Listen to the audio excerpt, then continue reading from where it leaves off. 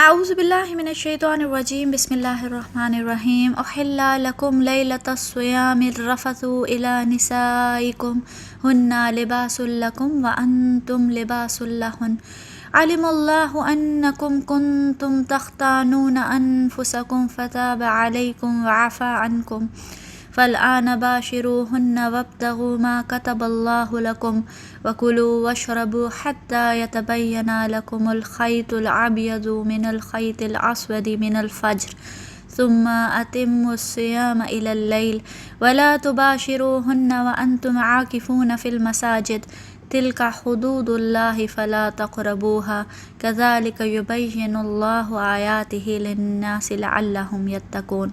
السلام علیکم ورحمۃ اللہ وبرکاتہ۔ آج ہم سورہ بقرہ کی آیت نمبر 187 سے سٹارٹ کریں گے۔ ہم نے پچھلی آیات میں دیکھا کہ اللہ تعالیٰ نے پہلی دفعہ مسلمانوں کو رمضان کے پورے مہینے کے روزے رکھنے کا حکم دیا، لیکن اس معاملے میں کچھ احکامات ابھی کلیئر نہیں تھے، تو اس آیت میں روزے کی فقہ کے بارے میں مزید کلیئرٹی آتی ہے۔ اس زمانے میں اہل کتاب روزہ رکھتے تھے اور ان کا روزہ کافی سخت ہوا کرتا تھا، جسے ہم 8 پہرہ یا 8 پہرہ روزہ کہتے ہیں، یعنی وہ سورج غروب ہونے سے لے کر سونے کے وقت تک کھاتے پیتے تھے اور اپنی بیویوں کے پاس بھی جایا کرتے تھے، لیکن جیسے ہی وہ سو جاتے ان کا روزہ شروع ہو جاتا اور پھر اگلے دن سورج ڈوبنے تک جاری رہتا۔ جب تک اللہ تعالیٰ کی طرف سے کوئی کلیئر حکم نہیں آیا تھا، مسلمانوں کو بھی یہی لگا کہ ان کے روزے کا بھی یہی حکم ہوگا، لیکن کوئی حکم کلیئر نہیں تھا، اس لیے بعض اوقات کچھ لوگ اپنی بیویوں سے رات کو مباشرت کر لیتے اور پھر دل میں سمجھتے کہ انہوں نے کوئی گناہ کیا ہے، اور ظاہر ہے وہ اس معاملے میں گلٹی فیل کرتے۔ تو اس آیت کے ذریعے سے اللہ تعالیٰ نے احکامات کلیئر کر دیے تاکہ کسی قسم کی کوئی ایمبیگوٹی، کوئی پریشانی نہ رہے۔ اللہ تعالیٰ فرماتے ہیں احل لکم لیلۃ الصیام الرفث الی نسائکم، تمہارے لیے روزے کے مہینے میں راتوں کو اپنی بیویوں کے پاس جانا جائز قرار دیا گیا ہے۔ اللہ تعالیٰ نے اس امت کے لیے یہ بھی ایک آسانی کا معاملہ کر دیا کہ جو پہلی امتوں کے لیے بہت مشکل اور بہت سخت تھا، کہ اللہ تعالیٰ نے پوری رات کے لیے کھانے پینے اور بیویوں کے پاس جانے کی اجازت دے دی۔ پھر اللہ تعالیٰ فرماتے ہیں ہن لباس لکم وانتم لباس لہن، وہ تمہارے لیے لباس ہیں اور تم ان کے لیے لباس ہو۔ یہ میاں بیوی کے ریلیشن شپ کی ایک بہت ہی خوبصورت آیت ہے۔ اس ایک جملے میں اللہ تعالیٰ نے اس رشتے کی اہمیت اور باریکیوں کو کھول کر بیان کر دیا۔ اس کے بہت سے مطلب علماء کرام نے بتائے ہیں، جن میں سے کچھ یہ ہیں۔ ایک تو یہ کہ لباس اور جسم کے بیچ میں سب سے زیادہ انٹیمیٹ، سب سے زیادہ کلوز ریلیشن شپ ہوتا ہے، سب سے قریبی رشتہ۔ لباس اور جسم کے بیچ میں کوئی اور تیسری چیز حائل نہیں ہوتی۔ ایسے ہی میاں بیوی کا ریلیشن بھی تمام باقی رشتوں کی نسبت سب سے زیادہ انٹیمیٹ ریلیشن شپ ہے، سب سے زیادہ کلوز رشتہ۔ میاں بیوی کے بیچ میں کوئی تیسرا حائل ہو تو وہاں خرابی ہی پیدا ہوتی ہے۔ پھر دوسرا یہ کہ جیسے لباس سے جسم کا کوئی راز چھپا نہیں ہوتا، ایسے ہی اس رشتے میں بھی رازداری، باتیں چھپانا، ڈس آنیسٹی اور جھوٹ اس ریلیشن شپ کو تباہ کر سکتا ہے۔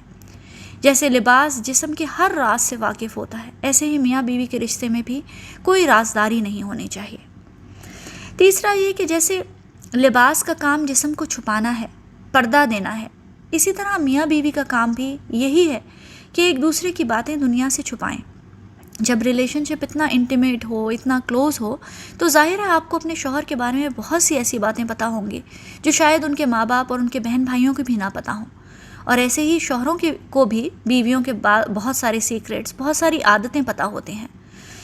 جیسے لباس بدن کے عیب اور بدصورتی کو چھپاتا ہے، ایسے ہی میاں بیوی کو بھی ایک دوسرے کی برائیاں، کمیاں اور کوتاہیاں دنیا سے چھپانا ضروری ہے۔ پھر یہ کہ لباس انسان کو پروٹیکٹ کرتا ہے، حفاظت کرتا ہے، گرمی، سردی، دھوپ، بارش، ٹھنڈے گرم سب سے بچاتا ہے۔ ایسے ہی میاں بیوی کا کام بھی ایک دوسرے کو دنیا کے فتنے اور طوفان سے بچانا ہے۔ شادی کا اہم مقصد یہ ہے کہ عورت اور مرد کو گناہ، فتنے، زنا اور ٹیمپٹیشن سے بچایا جا سکے۔ پھر لباس انسان کے لیے خوبصورتی، آنر اور عزت کا باعث بنتا ہے۔ ایسے ہی آپ دیکھیں گے کہ میاں بیوی ایک دوسرے کو بیوٹیفائی کرتے ہیں، ایک دوسرے کے لیے عزت اور شرف کا باعث بنتے ہیں۔ عورت کو چاہیے کہ وہ اپنی فیملی میں اپنے شوہر کی عزت کروائے اور مرد اپنی فیملی میں اپنی بیوی کی۔ آپ اگر کبھی نوٹ کریں کہ میاں یا بیوی کسی محفل میں، کسی دعوت میں اکیلے چلے جائیں تو اتنی عزت اور رسپیکٹ نہیں ملتی جتنی ساتھ جانے سے ملتی ہے۔ اللہ تعالیٰ نے اس رشتے میں ایک آنر اور ایک عزت کا ایلیمنٹ رکھا ہے۔ پھر جیسے لباس جب پہنو تو بہت نیا اور اٹریکٹیو لگتا ہے، لیکن شام تک گندا ہو جاتا ہے، پرانا ہو جاتا ہے، اس میں بل پڑ جاتے ہیں، تو ہم اسے دھوتے ہیں، استری کرتے ہیں تاکہ وہ پھر سے خوبصورت لگنے لگے۔ ایسے ہی یہ رشتہ بھی شروع میں بہت اٹریکٹیو ہوتا ہے، پھر کچھ سال گزر جائیں تو اپنی چمک دمک کھو دیتا ہے۔ ایسے ٹائم پر اسے چھوڑنا نہیں چاہیے، اسے پھر سے ریجوینیٹ کرنے کی ضرورت ہوتی ہے، پھر سے خوبصورت بنانے کی۔ امجد اسلام امجد کا ایک شعر ہے کہ محبت کی طبیعت میں یہ کیسا بچپنا قدرت نے رکھا ہے کہ یہ جتنی پرانی جتنی بھی مضبوط ہو جائے اسے تائید تازہ کی ضرورت پھر بھی رہتی ہے۔ تو اللہ تعالیٰ نے فرمایا ہنّا لباس لکم وانتم لباس لہن۔ اللہ تعالیٰ نے اس ایک جملے سے اس رشتے کے کتنے پہلو نمایاں کر دیا۔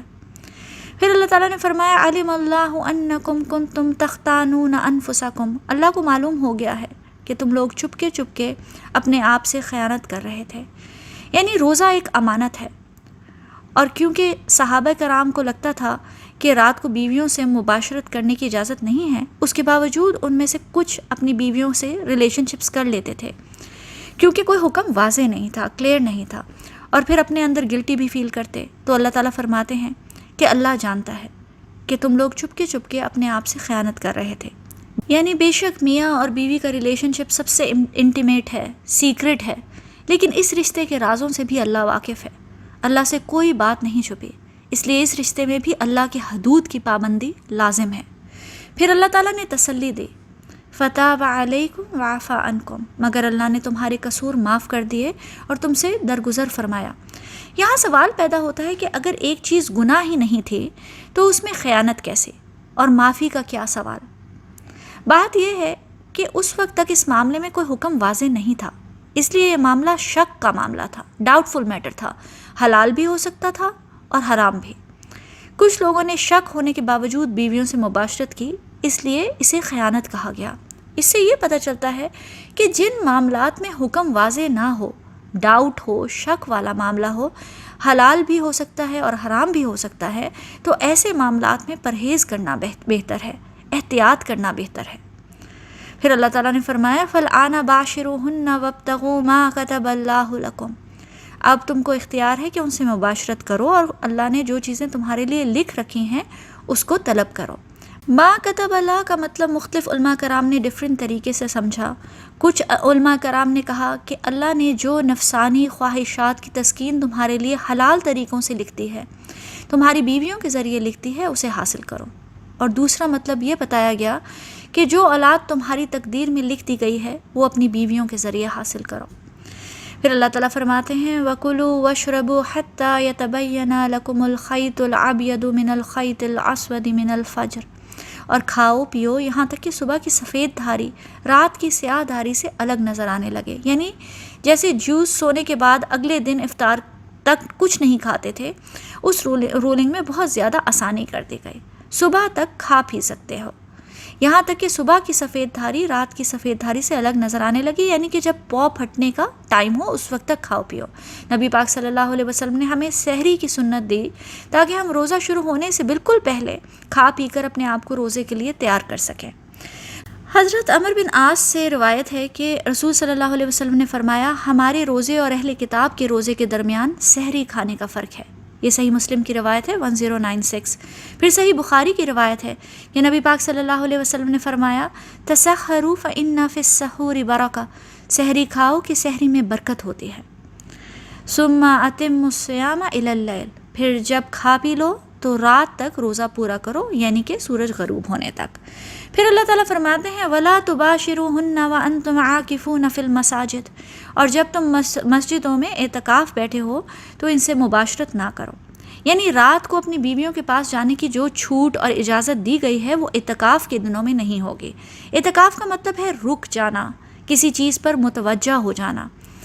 یہاں اشارہ رمضان کے آخری 10 دنوں میں مسجد میں ٹھہرنا اور عبادت کرنا ہے، خود کو مکمل طور پر دنیا سے کاٹ کر اللہ کی طرف متوجہ کرنا ہے۔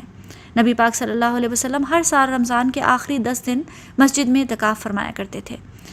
اس بات سے علماء کرام نے یہ فقہ بھی حاصل کی کہ عاکفون فی المساجد کا مطلب یہ ہے کہ اعتکاف صرف مسجد میں ہی ہو سکتا ہے۔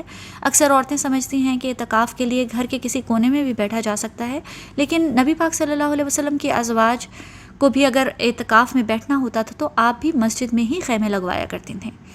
پھر آگے اللہ تعالیٰ فرماتے ہیں تلک حدود اللہ فلا تقربوها، یہ اللہ کی حدیں ہیں تو ان کے قریب مت جانا۔ قرآن میں اکثر اللہ کی حدود کا لفظ آیا ہے۔ اللہ کی حدود کیا ہے؟ یہ حلال اور حرام کی وہ باؤنڈری وال ہے، وہ فینس، وہ چار دیواری ہے جو اللہ تعالیٰ نے انسان کے لیے سیٹ کر دی ہے۔ نوٹ کریں کہ اللہ سبحانہ وتعالیٰ نے یہ نہیں کہا کہ اس حد کو کراس نہ کرنا، بلکہ فرمایا کہ اس حد کے قریب بھی نہ جانا۔ اس کی اگزامپل ایسے لی جا سکتی ہے کہ اگر ہم کسی اسٹرکٹ ڈائٹنگ پر ہوں تو ہماری کوشش ہوتی ہے کہ کسی ریسٹورانٹ یا کسی دعوت پہ ان دنوں میں نہ ہی جائیں تو اچھا ہے۔ وہاں جائیں گے، مزے کا کھانا دیکھیں گے تو ساری ڈائٹنگ خراب ہو جائے گی۔ جس چیز پہ نفس آمادہ ہو اس کے قریب جانے سے ٹیمپٹیشن بڑھ جاتی ہے، خواہش بڑھ جاتی ہے، اور پھر انسان خود کو کنٹرول نہیں کر پاتا۔ یہ ہے فلا تقربوها، یعنی حرام کی باؤنڈری سے جتنا دور رہا جائے اتنا ہی بہتر ہے۔ جو اس باؤنڈری کے جتنا قریب جائے گا اتنی ٹیمپٹیشن بڑھے گی اور اتنا وہ خود کو روکنا مشکل ہو جائے گا۔ اب صلی اللہ علیہ وسلم نے فرمایا کہ حلال کھلا ہوا ہے اور حرام بھی کھلا ہوا ہے، یعنی حلال اور حرام کے بارے میں کسی کو کوئی شک نہیں، اور ان دونوں کے درمیان بعض چیزیں شبے کی ہیں جن کو بہت سے لوگ نہیں جانتے کہ آیا یہ حلال ہیں یا حرام۔ پھر جو کوئی شبے کی چیزوں سے بھی بچ گیا اس نے اپنے دین اور اپنی عزت کو بچا لیا، اور جو کوئی ان شبے کی چیزوں میں پڑ گیا اس کی مثال اس چرواہی کی سی ہے جو شاہی چراہ گاہ کے آس پاس اپنے جانوروں کو چرائے، تو قریب ہے کہ کبھی اس کے جانور چراہ گاہ کے اندر گھس جائیں اور وہ شاہی مجرم قرار پائے۔ سن لو کہ ہر بادشاہ کی ایک چراہ گاہ ہوتی ہے، اور اللہ کی چراہ گاہ اس کی زمین پر حرام چیزیں ہیں، بس ان سے بچو۔ یعنی حرام اور حلال کے درمیان جو ڈاؤٹ فل میٹرز ہیں ان میں پڑھنا اصل میں حد کے قریب جانا ہے۔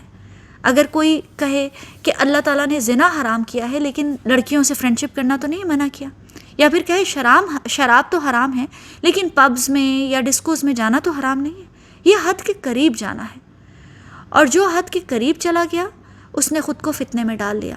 اسی حدیث کے اینڈ پہ نبی پاک صلی اللہ علیہ وسلم نے فرمایا کہ سن لو، بدن میں ایک گوشت کا ٹکڑا ہے، جب وہ درست ہوگا تو سارا بدن درست ہوگا، اور جہاں بگڑ گیا وہاں سارا بدن بگڑ گیا۔ الا وہی القلب، اور سن لو کہ وہ ٹکڑا آدمی کا دل ہے۔ یعنی حدوں کے قریب وہی لوگ جاتے ہیں کہ جن کے دل میں خرابی اور فساد ہو، جو اپنی لیمٹس ٹیسٹ کرنا چاہتے ہیں۔ جس کا دل صالح ہوگا وہ اللہ کی سیٹ کی ہوئی حدود اور لیمٹس کی رسپیکٹ کرے گا اور ان سے دور رہے گا، اور یہی اصل تقویٰ ہے۔ تو اب جب حکم واضح ہو گیا ہے اور اللہ نے روزے کے احکامات اور حدود سیٹ کر دیے ہیں، باؤنڈری وال بتا دی ہے، تو اب ان حدود کے قریب بھی مت جانا۔ پھر اللہ سبحانہ وتعالیٰ فرماتے ہیں کذالک یبین اللہ آیاتہ للناس لعلہم یتقون، اسی طرح اللہ تعالیٰ اپنی آیتیں لوگوں کو سمجھانے کے لیے کھول کھول کر بیان فرماتے ہیں تاکہ وہ پرہیزگار بن سکیں۔ یعنی جب تک کلیئر احکامات نہیں آئے تھے تو اللہ تعالیٰ نے فرمایا کہ تم لوگوں نے جو بھی اپنے ساتھ خیانت کی اللہ نے معاف کر دی، لیکن جب آیات واضح ہو گئیں، کھول کر بیان کر دی گئیں، کلیئر ہو گئیں، تو اب تقویٰ اختیار کرو اور لیمٹس کے قریب بھی نہ جاؤ۔ سحری اور افطار کی لیمٹس کا احترام کرو، اعتکاف کی حدود کا خیال رکھو، لعلہم یتقون، تاکہ وہ لوگ پرہیزگار بن سکیں، تقویٰ حاصل کر سکیں، جو روزے کا اصل مقصد ہے اس تک پہنچ سکیں۔ پھر آیت نمبر 188 میں اللہ سبحانہ وتعالیٰ فرماتے ہیں وَلَا تَأْكُلُوا أَمْوَالَكُمْ بَيْنَكُمْ بِالْبَاطِلِ وَتُدْلُوا بِهَا إِلَى الْحُكَّامِ لِتَأْكُلُوا فَرِيقًا مِّنْ أَمْوَالِ النَّاسِ بِالْإِثْمِ وَأَنْتُمْ تَعْلَمُونَ، اور تم لوگ آپس میں ایک دوسرے کے مال ناحق طریقے سے نہ کھاؤ، اور نہ حاکموں کے آگے ان کو اس غرض کے لیے پیش کرو کہ تمہیں دوسروں کے مال کا کوئی حصہ ظالمانہ طریقے سے کھانے کا موقع مل جائے، وَأَنْتُمْ تَعْلَمُونَ، جبکہ تم جانتے ہو۔ یہ بڑی انٹرسٹنگ بات ہے کہ رمضان کی آیات سے پہلے ذکر آیا قصاص کا، یعنی معاشرے میں حرمت جان، اور پھر ذکر آیا ایسے لوگوں کا جو کسی کا مال ہڑپ کرنے کی نیت سے وصیت بدل دیتے ہیں، یعنی حرمت مال۔ اور اب رمضان کی آیات کے فوراً بعد بھی اللہ تعالیٰ نے فرمایا وَلَا تَأْكُلُوا أَمْوَالَكُمْ بَيْنَكُمْ بِالْبَاطِلِ، اور تم لوگ ایک دوسرے کے مال آپس میں ناحق طریقے سے نہ کھاؤ۔ اس سے پتہ چلا کہ رمضان اور روزے کے نتیجے میں جو نفس کی تربیت ہوتی ہے، جو تقوی حاصل ہوتا ہے، اس کا مقصد یہ ہے کہ ہم اپنے معاشرتی معاملات کی اصلاح کر سکیں، ہم اپنے معاشرے میں دوسروں کی جان اور مال کی رسپیکٹ کریں۔ روزے کے نتیجے میں انسان کے اندر انفرادی طور پر جو صبر اور تقوی پیدا ہوتا ہے، اس سے مسلم معاشرے میں اصلاح، عدل اور انصاف پیدا ہونا چاہیے، مال اور جان کی حرمت پیدا ہونی چاہیے۔ عبداللہ بن عمر رضی اللہ عنہ کہتے ہیں کہ رسول اللہ صلی اللہ علیہ وسلم کو میں نے خانہ کعبہ کا طواف کرتے ہوئے دیکھا، اور آپ صلی اللہ علیہ وسلم یہ فرما رہے تھے کہ تو کتنا عمدہ ہے، تیری خوشبو کتنی اچھی ہے، تو کتنا بڑے رتبے والا ہے، اور تیری حرمت کتنی عظیم ہے، لیکن قسم ہے اس ذات کی جس کے ہاتھ میں محمد کی جان ہے صلی اللہ علیہ وسلم، مومن کی حرمت یعنی مومن کے جان اور مال کی حرمت اللہ کے نزدیک تجھ سے بھی زیادہ ہے۔ یہ ابن ماجہ کی روایت ہے 3932۔ پھر ایک اور روایت ملتی ہے کہ نبی پاک صلی اللہ علیہ وسلم نے حجۃ الوداع کے موقع پر منا میں فرمایا، تم جانتے ہو یہ کون سا دن ہے؟ صحابہ کرام بولے، اللہ اور اس کے رسول کو زیادہ علم ہے۔ فرمایا یہ حرمت والا دن ہے، یعنی کہ عرفہ کا دن۔ تم جانتے ہو یہ کون سا شہر ہے؟ صحابہ کرام بولے، اللہ اور اس کے رسول کو زیادہ علم ہے۔ فرمایا یہ حرمت والا شہر ہے، یعنی مکہ۔ تم جانتے ہو یہ کون سا مہینہ ہے؟ صحابہ کرام بولے، اللہ اور اس کے رسول کو زیادہ علم ہے۔ فرمایا یہ حرمت والا مہینہ ہے، یعنی ذی الحجہ۔ پھر فرمایا بلا شبہ اللہ نے تم پر تمہارا یعنی ایک دوسرے کا خون، مال اور عزت اسی طرح حرام کیا ہے جیسے اس دن کو اس نے تمہارے اس مہینے میں اور تمہارے اس شہر میں حرمت والا بنایا ہے۔ یہ صحیح بخاری کی روایت ہے 6043۔ لیکن ہمیں دیکھیں، روزہ بھی رکھتے ہیں لیکن دوسروں کا مال ناحق ہڑپ کرنے کو غلط نہیں سمجھتے، رشوتوں کا مال کھاتے ہیں، یتیم کا مال چراتے ہیں، وارثوں کا حق مارتے ہیں، غبن کرتے ہیں، چاہے ریڑھی والا ہو یا دکان والا ہو، جھوٹی قسمیں کھا کھا کر 2 نمبر مال بیچتے ہیں، نوکری کرتے ہیں تو کام میں ڈنڈی مارتے ہیں لیکن تنخواہ پوری لے لیتے ہیں، کسی سے قرض لیتے ہیں تو واپس نہیں کرتے۔ یہ سب کیا ہے؟ لوگوں کا مال ناحق کھانا، وَلَا تَأْكُلُوا أَمْوَالَكُمْ بِالْبَاطِلِ، اور پھر روزہ بھی رکھ لیتے ہیں۔ تو ایسے روزے کا کیا مقصد؟ دراصل ہم لوگوں نے اپنے دین کو اور عبادات کو اپنی معاشرتی اور ذاتی زندگی سے بالکل الگ کر دیا ہے۔ حضور پاک صلی اللہ علیہ وسلم نے فرمایا کہ جو شخص روزے کی حالت میں جھوٹی بات اور برے کاموں کو ترک نہ کرے تو اللہ تعالیٰ کو اس کی کوئی ضرورت نہیں کہ وہ اپنا کھانا پینا چھوڑ دے، یعنی اللہ تعالیٰ اس کا روزہ قبول نہیں کرے گا۔ یہ صحیح بخاری کی روایت ہے 1903۔ پھر اللہ تعالیٰ فرماتے ہیں وَتُدْلُوا بِهَا إِلَى الْحُكَّامِ لِتَأْكُلُوا فَرِيقًا مِّنْ أَمْوَالِ النَّاسِ بِالْإِثْمِ، اور نہ حاکموں کے آگے ان کو اس غرض کے لیے پیش کرو کہ تمہیں دوسروں کے مال کا کوئی حصہ ظالمانہ طور پہ کھانے کا موقع مل جائے۔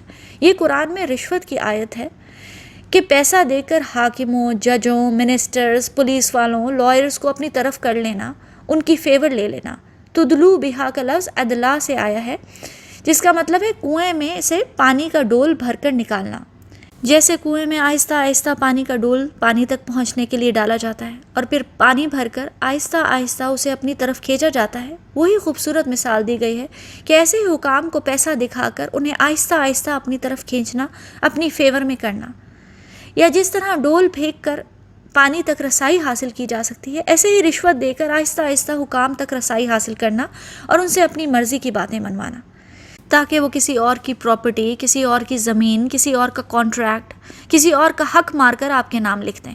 لِتَأْكُلُوا فَرِيقًا مِّنْ أَمْوَالِ النَّاسِ بِالْإِثْمِ، کہ تمہیں دوسروں کے مال کا کوئی حصہ ظالمانہ طریقے سے کھانے کا موقع مل جائے۔ حضرت عبداللہ بن عمر رضی اللہ عنہ کہتے ہیں کہ رسول اللہ صلی اللہ علیہ وسلم نے رشوت دینے والے اور رشوت لینے والے دونوں پر لعنت بھیجی ہے۔ ابن مسعود رضی اللہ عنہ نے فرمایا کہ مناسب فیصلہ حاصل کرنے کے لیے رشوت دینا کفر کا عمل ہے۔ اور پھر اللہ تعالیٰ فرماتے ہیں وَأَنْتُمْ تَعْلَمُونَ، جبکہ تم جانتے ہو کہ وہ مال تمہارا نہیں ہے، وہ تمہارا حق نہیں ہے، لیکن تم اسے ظالمانہ طریقے سے اپنے نام کروا لیتے ہو۔ اللہ تعالیٰ ہمیں مکمل طور پر اس دین پر چلنے کی توفیق عطا فرمائے، ہمیں عبادات کرنے اور عبادات کے پیچھے چھپے ہوئے اصل مقاصد تک پہنچنے کی بھی توفیق عطا فرمائے۔ آمین یا رب العالمین۔ السلام علیکم ورحمۃ اللہ وبرکاتہ۔